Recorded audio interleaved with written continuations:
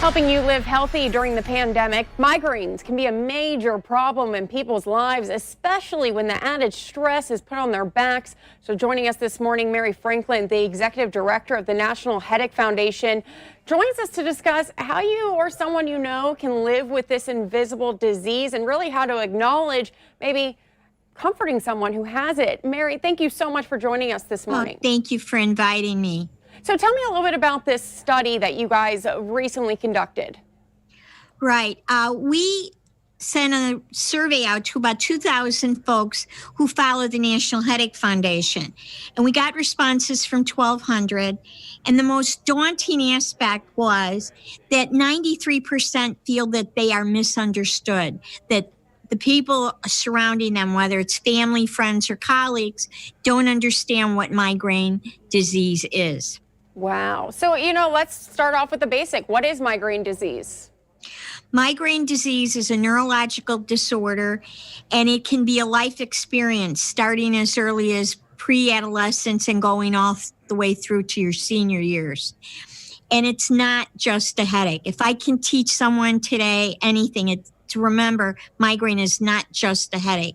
It's a cavalcade of symptoms: nausea, vomiting, sensitivity to light and sound, dizziness, and also brain fog where you can't find your words. So that's very frightening if you have those experiences, and it impacts tremendously on your daily life because you cannot take care of your children.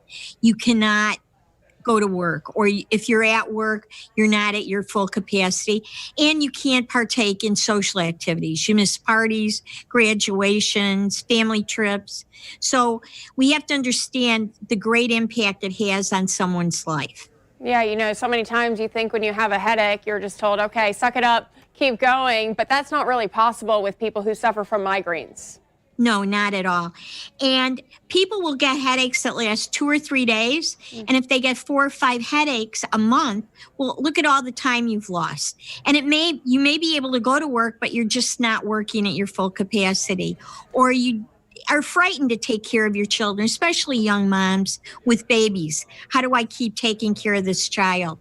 So we want to know, and we want everyone to know how impactful it is in people's lives. It breaks up careers.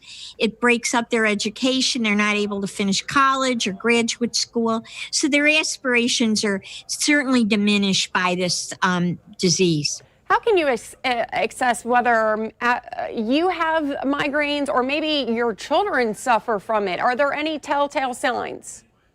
Oh, well, if it's not just a headache, if you see that the child or your partner has headaches that are one-sided, that they are associated with other symptoms such as nausea, vomiting.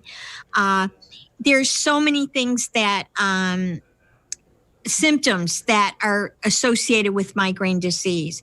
The best thing to do is get a good evaluation by your primary care doctor or neurologist, or hopefully a headache specialist.